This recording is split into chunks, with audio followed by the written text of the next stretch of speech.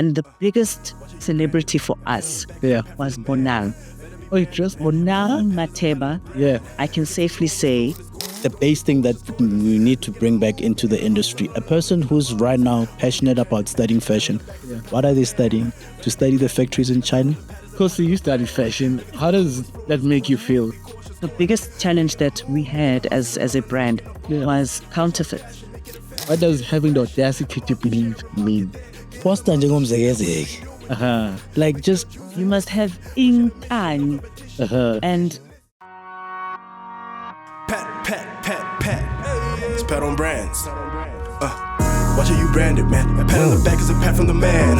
Let it be branded, man. Pat from the pat is a pat on the brand. If it's enormous. Welcome to the Audacity to Believe Conversations, brought to you by Patron Brands in partnership with African Bank. As African Bank celebrates 50 years, we are highlighting 5 SMMEs who embody what their slogan stands for: the audacity to believe.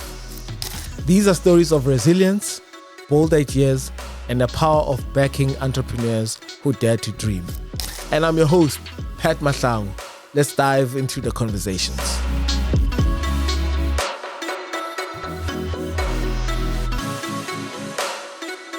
This is the finale of the Audacity to Believe conversation. As you can see, 2 is always better than 1. I've got a very, what would you say, lovely couple. I hardly ever say this. A lovely couple, Mr. Thabo Mukwevho and Nkosi, founders, should I say, or co-founders? co-founders. Co-founders of Khosi and Nkosi, the Khosi and Nkosi. Can you believe it?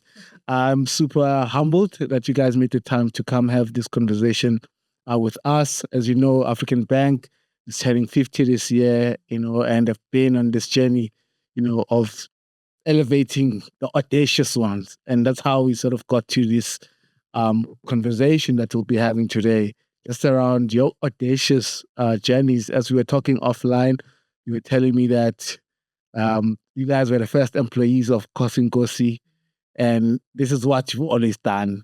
And I just want to start there. The year is 2008. What really inspired you guys to start?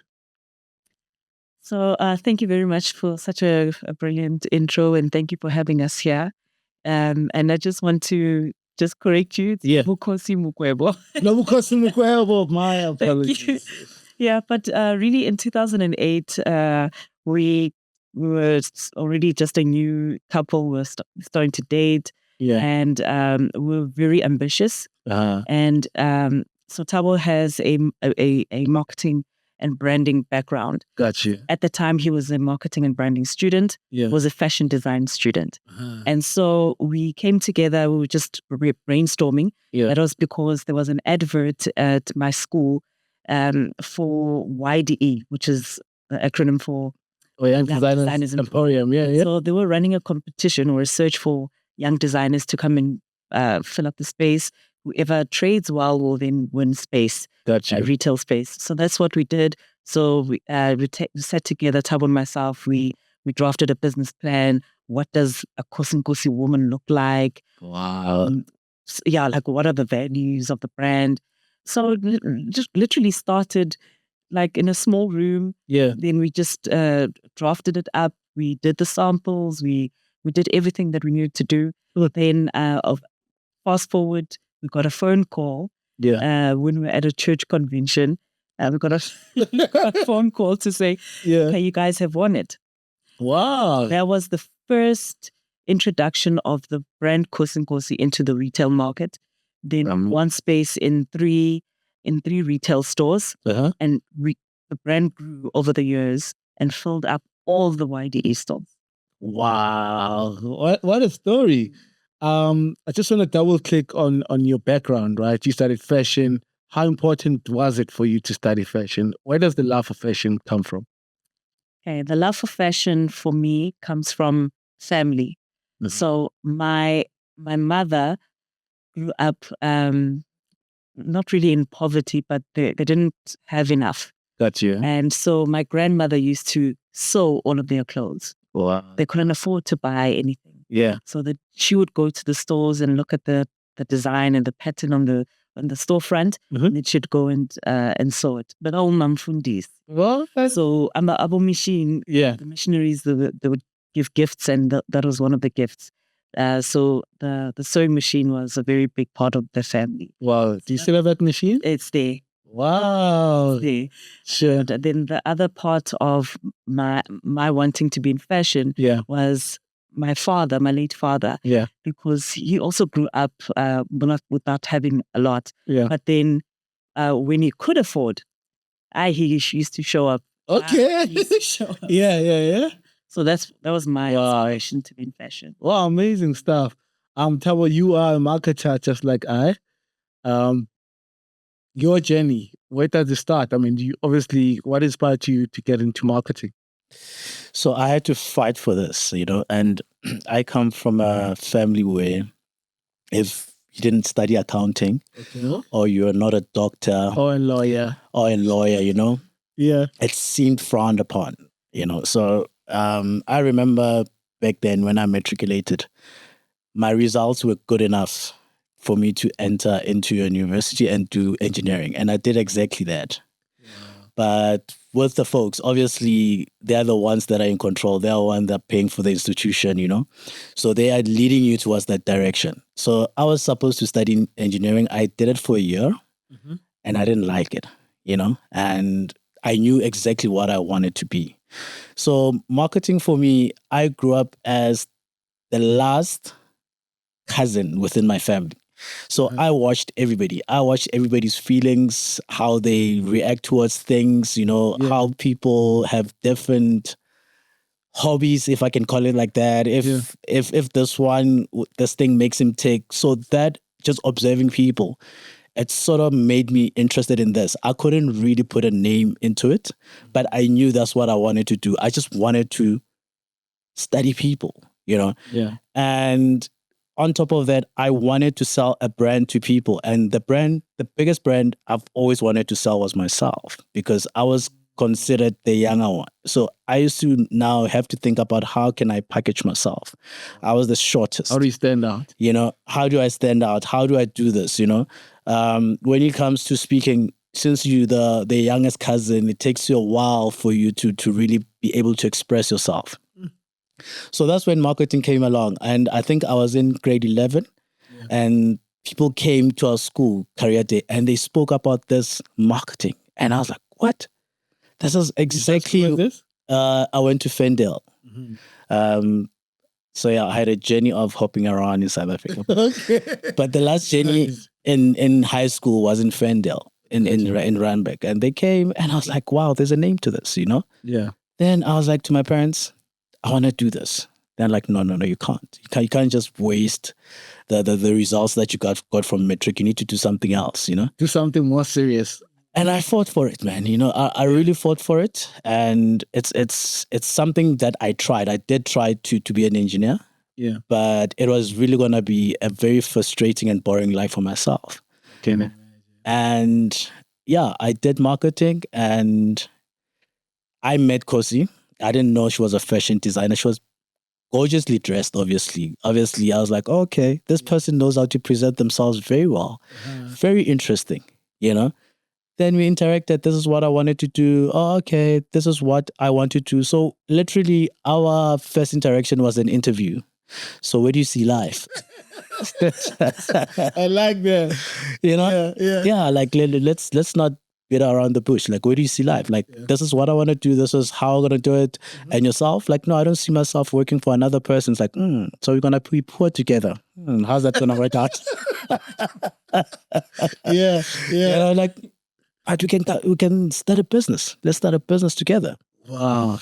Then I thought to myself, what is the fastest way of getting the message across? Yeah. In marketing? It's fashion. Fashion is the fastest way of, if you have to do a promo item, it has to be a fashionable thing so that people can see it and to be attractive. Yeah. If you have to sell anything and it has to be promo goals, it has to be beautiful, it has to be beauty, something that has to do... Well packaged. Exactly. So that's how we started with Khosi and Nkosi. So Khosi and Nkosi literally was just a marketing gimmick And we used to sell this concept of... And then they say marketing gimmicks don't work. There's a saying in our industry that the gimmicks don't work. Yeah. Here we are. So we identify a specific woman and we're like, we're going to go after her and we're going to grow with her. It's a strong, modern, noble woman that loves and respects herself. So the whole branding and design is based around that particular woman, you know? And when we entered the market, we knew that they can't really afford the product or it's not speaking to them. Yeah. So we had to now, at the inception stage, try to mold that person's like, this is how you're going to be. Eventually, you're going to get married. But you need to work on your career. You know, we're going to dress you. On your graduation day, we're going to dress you. First day at work, we're going to dress you. All the way to when you become married and you become Makoti. Wow. So the journey starts obviously as Khosi shared earlier on, YDE, that was sort of your first break, right? But we all hear stories of how difficult it is to get into like retail because it requires a lot of resources. You have to stock up.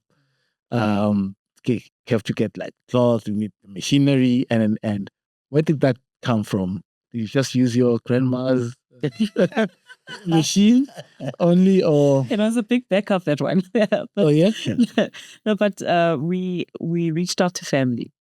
When you're starting out, I would always suggest that just start with family, and friends if you can. But we started off with family.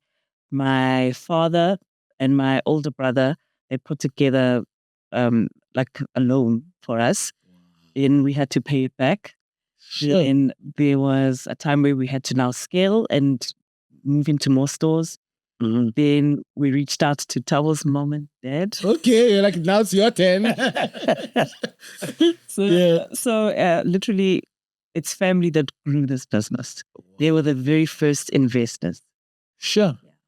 That's remarkable. I mean, seldom we hear of these kinds of stories, particularly from Black families, to be honest, you know, where people would say, my family was the first investor in my business. Others, you just get support. No, but I think in a way, they were sort of nervous.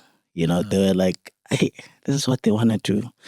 We don't understand it. I don't know how they're going to make money. That's nothing, you know. Wow. So I really appreciate that from our parents, because you can't sell that to any other parent who's also going through their struggles in life and say, this I'm starting from the ground up, you know.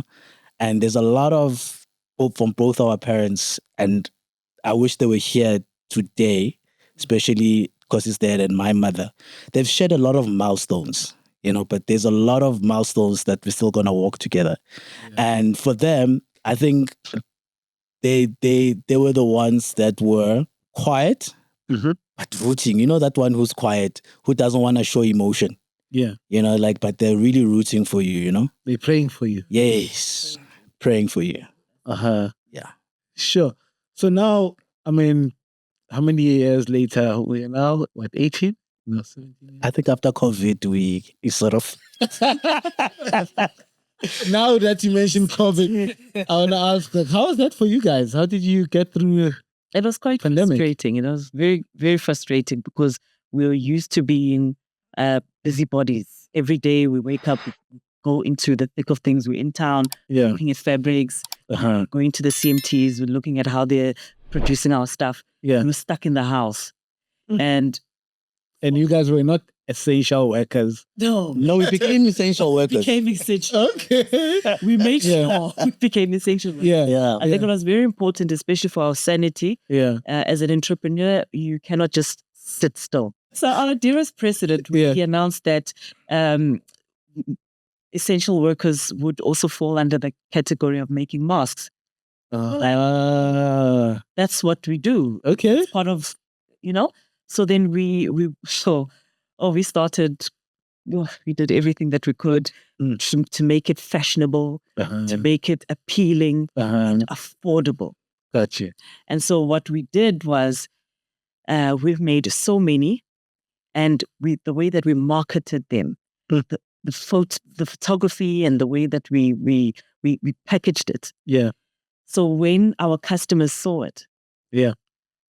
Keeping in mind online is closed. Gotcha. So we reached out to the Truworths group that own YDE, and we asked them, we pleaded with them, can you please just start the engine of online just for this? And they listened to us. And thank goodness they did. Okay. Because the stock that we had produced, we had about 300 masks the first round, and they sold out within 30 minutes. What? That's unheard of. Unheard of. So it just started. Then all the other designers ended up doing the same thing. So the retail markets just started coming back to life. Sure, that's amazing. So you survived COVID, and you're living to tell the tales now. We all survived. We all survived COVID. Yeah. You know, and there's unfortunately people that didn't make it to this year. But I think if you're still breathing, and to people that lost everything during COVID times, life is more precious than anything that we think has value. You know, so we did survive COVID. And with surviving COVID, you had to be not thinking about your situation. You had to look forward to the future. We didn't know what the future was, but we had to say this thing was going to be over sometime soon. It's not going to be like this forever. Got you. It was the hardest period for our business. And I remember COVID was April. When was the March, first? April, yeah. I think officially 21 March, that's when they made an announcement. So in retail, changeover season is end of Feb. So it means that you invest all your money that you've made in the past season for the changeover season. So we already had stock. Now you've got faith in that stock. And I remember that year we were like, hey, this is going to be a good autumn, winter. Like we've got stock, great product. We invested so much into that product, right? COVID hit. This thing is stuck. It's stuck. Like there's nothing you can do. Like there's absolutely nothing you can do. Then came malls must close. What? That's things shut down. That's primarily what you know. If there's no events, there's no graduation because we planned we're like this graduation season. We're going all out. Then it happened. But anyway, there's nothing we can do. It's gonna be like a good 2 months, as they say. 2 months became 3 months. 3 months became 4.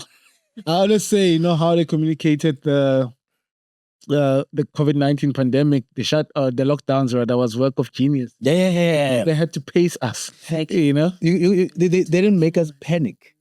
Absolutely, because imagine they said you're gonna be in your homes for 12 months. Yeah, people are gonna go cuckoos. You know, so you mentioned earlier on in terms of how you define the Khosi brand. You know, and it's this young woman who's ambitious, driven. We're going to dress her from the moment she graduates to when she starts working and then eventually becoming Umama Makoti, Mama Sekai. But I see now you're dressed up in a nice golfer. Is this now the evolution of the Khosi brand that now it's looking into young men and men in general? So, under the brands that we've developed, Nkosi is the most known, popular, successful. We've had Distinctive Man. Okay. Distinctive Man was a very... It seems as if that was selfishly made for you. Yes. So no, it was even a female line, but we concentrated on suits. Yeah. Now this is us, as young as we were. We're running around in executive offices and we're selling tailored suits, and that brand did so well. It was actually the first brand that we ever showcased at a fashion week. Wow! And which fashion week was it? AFI. The first Mercedes-Benz Fashion Week, when they started, we showcased that brand. Distinctive Man. Distinctive Man. I remember Mozambique Air Mozambique. They bought 2 737s and they were so happy about them. And they had approached us to put a show together. It's like, what? Okay, we're going to do this. here's distinctive. So this is what we're going to do. This is the concept. The planes, we're going to leave the hangar, take off, land, right? The captain comes out, salutes, obviously there by the, I'll call it the runway now. Now there's the run. People are sitting there. The doors open. Yeah. Captain salutes. The air hostess walks down with him. Now the theme, and when I asked Khosi this, like, are you being serious? It's like, no, it's going to be Bond in Timbuktu. You know, so they were all dressed in linen. That's where the designer comes now. You have to follow what the designer says, you know? Yeah. But the most interesting thing, which I thought was a twist, Yeah. they were all wearing like Talibans. So they had turbans. And that was that era where if you're a certain race and you wear a turban and you're in a plane, you're considered like someone who we're not comfortable to sit with, you know? That was the first thing that walked out, and it was such a shocker, you know, and that was distinctive. So we used to have a lot of fun with distinctive. There's another show that we did. It was called Shaka Goes to London. You can see the marketing genius. Yeah. And Jesus, we used to have fun with distinctive. Like it was a brand where we were not making money because the overheads were just too much. And the reason why, because you're having too much fun. That's why you're not looking at the numbers. and tailored suits, there's no market for it in South Africa. Corporate is not getting serious. Corporate is getting casual now. Absolutely. You know? So it was fun for us to do and to experiment then with crowds and how crowds react to music within the show, lighting. So it was a very fun brand. We had to kill it because it was now taking too much from our pockets. Then you're like, you know what? Let's concentrate on Khosi and Nkosi. Gotcha. Khosi and Nkosi carried another brand, which was Nandi, Queen Nandi. See, Shaka Goes to London, then you use Nandi behind. But anyways, so it is what it is. With Nandi, it was also in retail. So we thought to ourselves, people love Khosi and Nkosi so much. And the styles used to be sold out like within a day or two, you know? So why not make a sister brand that looks similar to Khosi and Nkosi? So when this rail sells out, and it gives us time to replenish. But we're going to be a bit selfish. We don't want them to go to other designers. Let them go to Nandi. That will give us time to restock Khosi and Nkosi. You know, so that's how Nandi came along in retail. And yeah, we've had another jewelry brand as well. Okay. You know, so we love starting brands and killing them gracefully. We had a baby brand as well. Okay. We used to sell baby clothes for babies, newborns, up until 3 years. So when you say retail, has it always been YDE, or you've got your own retail stores, or you've partnered up with other retailers? So it has always been YDE, because that business on its own is so challenging. It's time consuming. You cannot be doing anything else besides stocking YDE. Oh yeah? Yeah, because the only thing that you have to do is make sure that you've got the correct material. You've got the styles correctly done for the trend time. You are following up with your CMTs to make sure that it's a quality product. And now there are certain conditions about how a garment should be on the inside. There needs to be a wash care instruction so that a customer can be able to know how to take care of it. There needs to be a label. There needs to be a size tag. There needs to be, if you've got a zip, it needs to be a specific kind of zip so that it can last the customer longer. So there's just so many things and so many boxes we need to tick for one garment. Gotcha. Now we're dealing with a number of styles, and we have to do a mass production for them. So it's very time consuming. We have to make sure that we are organizing photo shoots every single week so that we can advertise it. Yeah. Because when we started off, the brand Khosi and Nkosi was all the way at the back of the store. So there's no way that when a person walks in, they'll never know where to find you. Yeah. So because we've got a marketing genius, we had to work together with influencers, celebrities. We dress them, we we chase them. Like, just put this on. Yeah. We chase them. And the biggest celebrity for us was Bonang. Oh, you just Bonang Matheba, yeah. I can safely say, was also an investor into this business. Wow. So a number of posts that she made, our business just started to grow. Amazing. And I'll always be grateful to her for that. So then it just brought in a lot of attention. Yeah. So people would be walking through the door, walk past every single brand. And go to the back of the store and say, you want Khosi and Nkosi. Where's Khosi and Nkosi? Wow. And you'd see ladies there, like scuffling, trying to find a size. Yeah. And we'd always try and restock as often as we could. Sometimes things would be sold out, but they're still in the box. They've just arrived. That is the power of marketing. Yeah. That is the power of pricing your items correctly and placement as well. Yeah. So yeah, it's been a very fruitful journey. We've learned a lot. Got you. I mean, the textile industry in South Africa has been for many years, on the decline, and we've seen, the likes of Team Sheen, although they only came to the fray not so long ago. But was there ever a time when you guys attempted to say, maybe let's do something cheaper elsewhere in the world and just import it? Because I hear you talk a lot about local CMTs and, running around Joburg and making sure that things are done properly. Was there ever a time when you were like, hey, maybe let's go to Guangzhou? So it defeats the whole purpose and what we stand for. Uh-huh. I remember the first job that we did, we had to do T-shirts for an agency. Yeah. The payout was good. The money was good that time. It was a lot of money. I remember it was like 20,000, 25,000. Yeah. I mean, in 2007, that's a lot of money. Yeah, got you. Yeah. The first thing that we did with that money, we set up shop.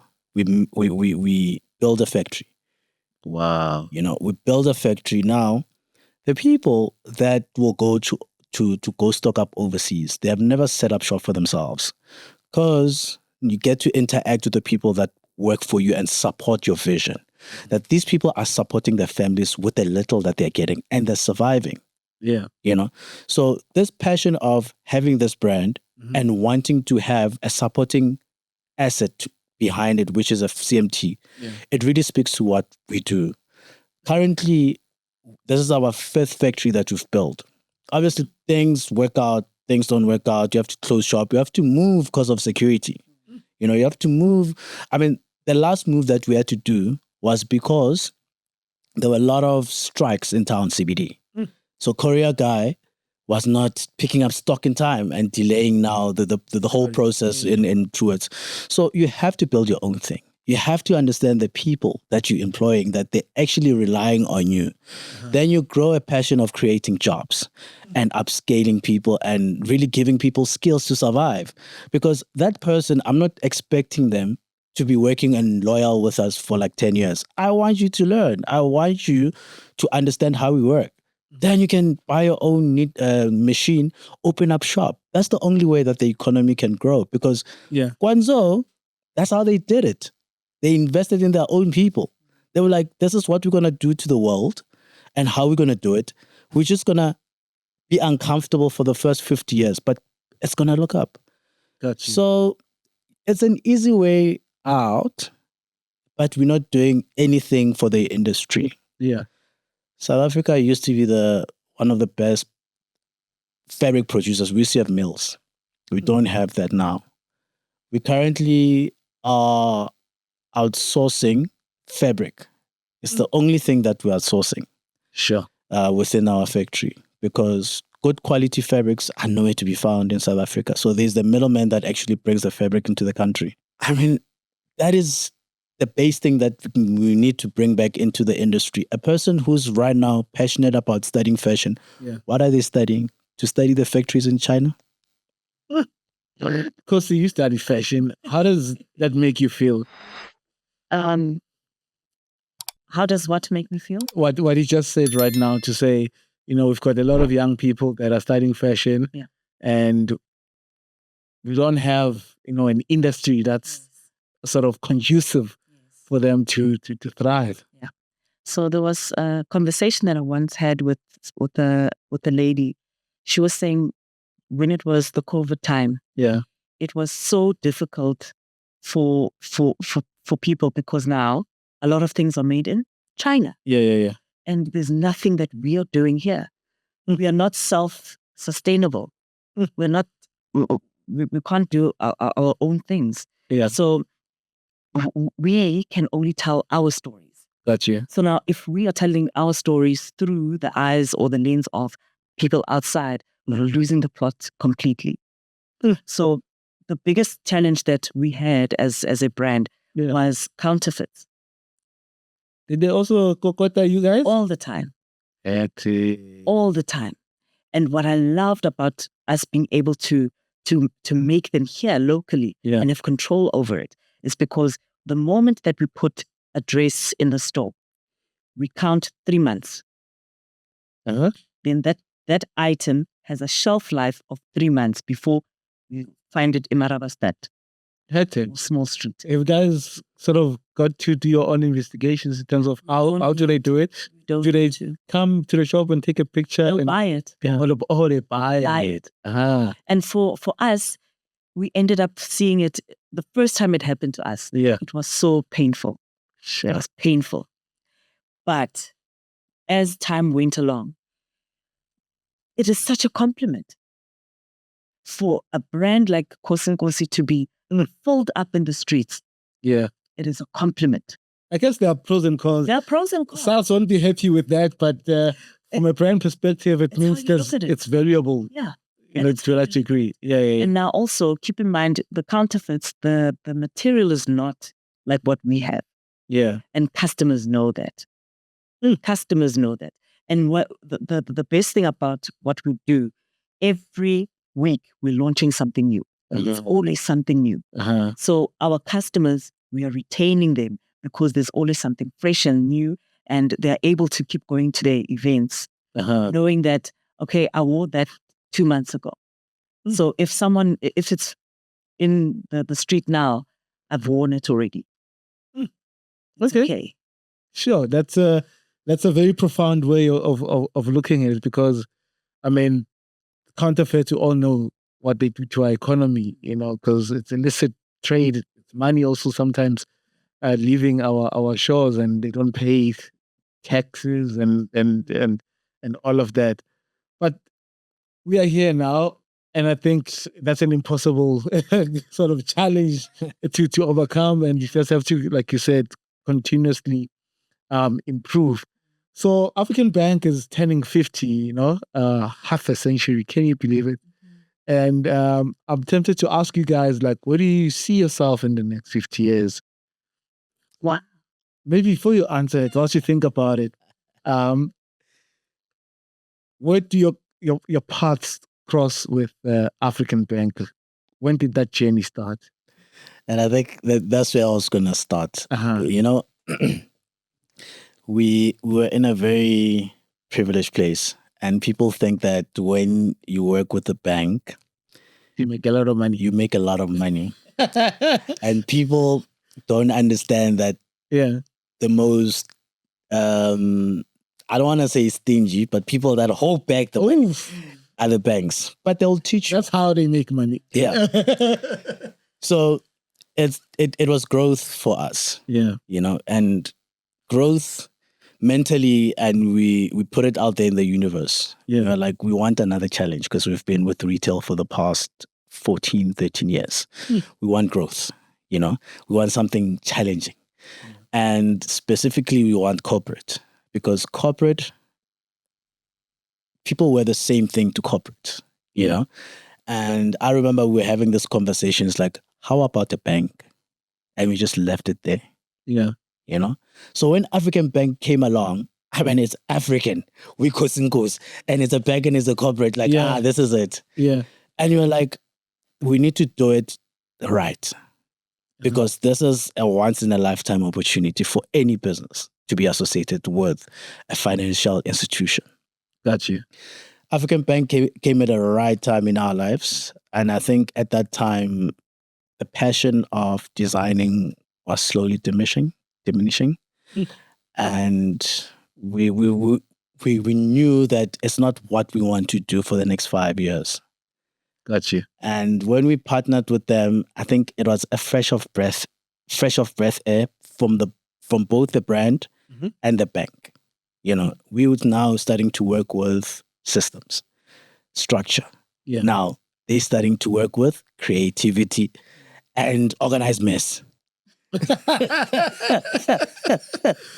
Yeah. You know, and I'll always be grateful for them because they allowed us to do it. In terms of us being a business, I'll always appreciate the knowledge and the financial injection that we used to make through it, because we made a lot of nice money. Yeah. Because its retail is bigger. Yeah. So with a bank, we're like, it's fine. Money's not everything. You're no longer in retail? No. Yes, we exited retail. When was We that? could focus. 2023. Yeah. And you're like, Could focus on. Yeah. on corporate. Yo, but what if it's too risky, guys? No, but It's a big. if you want to build a legacy for yourself, Yeah. you know, you have to start all over again. You know, and like what we're talking about before we started the interview. Yeah, I have cushion, but we're walking away, so we're dropping the cushion. We're moving to another level or to another place. We have to make it work. Got you. So when African Bank happened, I think us as individuals, we needed to change. We needed to look at clothing. You know, and we came to them. We were like, this is the people that we are. This is our business. We've been handling it with care. Yeah. And we believe that this is the institution that can take us forward. And with us moving forward, we're not going to tarnish your brand. You know, just trust us. And they surely did. We took the uniform, we designed it. We dressed the frontline staff. And after that, we came with a very ambitious proposal to them. Yeah. And we were like, we don't want for you guys to boast that you're the first, but this is groundbreaking. Yeah. Can we take uniform to Paris and Milan Fashion Week? Uniform, not haute couture. Yeah. Can you say a bank has taken uniform, their own uniform? They didn't sponsor a designer. Yeah. Their uniform overseas. Wow. And they'd be like, oh, I remember there was New York in Feb. It was supposed to be New York, Paris, Milan. Then I'm like, no, but we can't because in terms of cost, like, okay, now we understand budget. Like, no, it's fine. I mean, we're being very ambitious by saying, let's take uniform to Europe. Yeah. And they listened. Wow. And they really did. They took us seriously. That's what happened earlier on this year. Was that your first showcase at an international fashion week? Yes.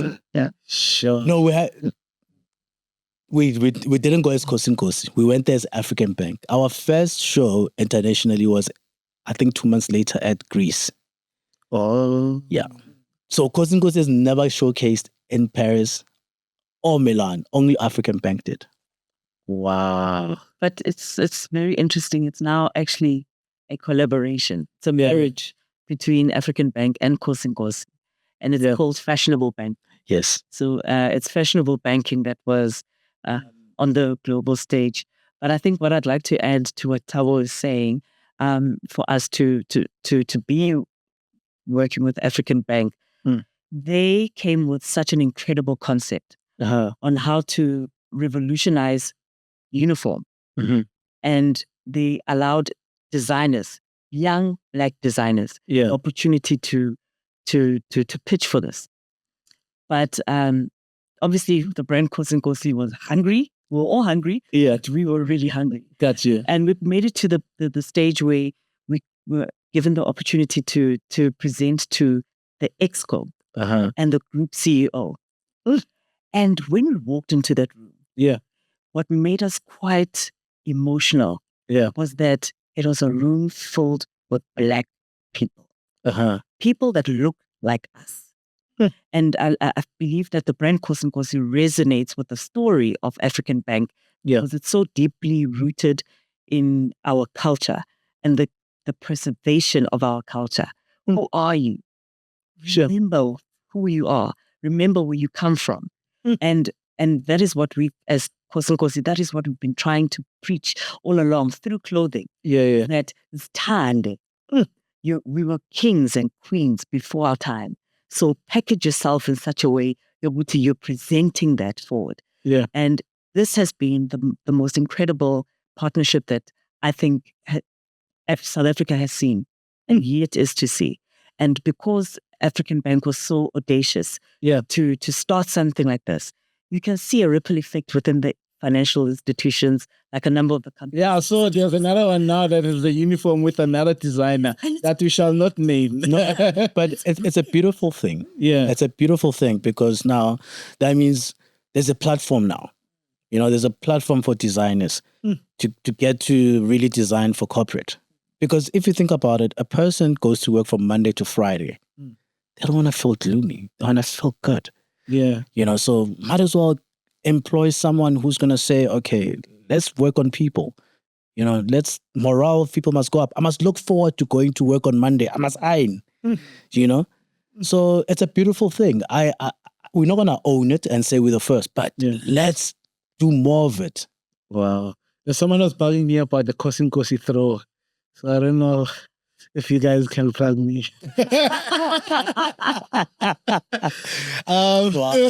got direct supply. Got direct plug. Got you. So as we wrap up, right? I mean, obviously, African Bank's slogan is audacity to believe. Just in one word, I'm gonna give each one of you an opportunity. What does having the audacity to believe mean? So there was a music artist, ne? Who used to wear a mask. Foster like just go, like just go, like just be in those places. Like you can't just give up after one try. There's no way that you can give up after one try. People know the victories, or people want to hear the victory stories. But behind the scenes, you need to graft, you need to grind. So being audacious, you just need to show up. You must be there in that briefing and they're telling you something else and you don't know. Go back, research, but just say, I said I can do it, just deliver. Got you. Thank you for that. And for you, Khosi? For me, and I'll say it in Vernac, inkani. Yes, yes. You must have inkani and never take no for an answer. If they say that you're too young for what? Keep coming back. What Thabo was saying, you keep coming back. But inkani, like no one can tell you. How she's stubborn. Okay, I am. For style, style.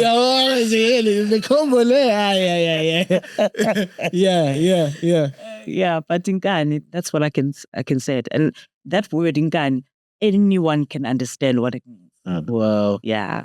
It's just keep going back. Like just keep going back and knocking up until it comes down. Sure. On that inkani note, we're going to end our conversation. And thank you so much for coming through and really gracing us with your royal presence. And I must say, I love your outfits. They really are gorgeous. Although I asked a question about that jersey, Thabo went fire. This is a range that we put together. Okay. So this is in celebration of African Bank turning 50. Oh, that's why it's called Jubilee. So Jubilee, yeah. So there was a whole brand CI that was included within the brand CI, which had the colors black and gold and white. Might look like Khosi because our colors are also black and gold, but amazing. Yo, this is a marriage made in heaven, eh? But just like yours. This is in celebration of African Bank turning 50. Yeah. And to the founders that were very audacious and led the way to us entrepreneurs and saying that bananinkani forced Uh-huh. and one day you can be proud and say, Hore, your idea has survived for 50 years. And I always say that as Black entrepreneurs, we don't really have our fellow Black people to learn from because apartheid only ended 30 years ago. So we only started really trading probably like 5 years later. So we only have 25 years of knowledge, you know. So with other businesses, they inherited them and they've been there for the past 80 years, 100 years. So if we're making mistakes and we're still continuing right now, Snenkani is forced. Wow, thank you so much. I must say this series has been very impactful on a personal note. I learned a lot from all the entrepreneurs that came, sat here and you know, shared their stories, and it just shows the spirit of audacity, you know, that is out there, where young people are taking matters into their own hands and they're building something of value. I mean, who'd have ever thought that one day a bank will take its uniform to Paris Fashion Week and Milan Fashion Week? I mean, that's audacious, guys. On that note, ladies and gents, inagaila. Pat. It's Pat on Brands. Watch how you branded, man. A pat on the back is a pat from the man. Let it be branded, man. A pat from the pat is a pat on the brand. If it's enormous.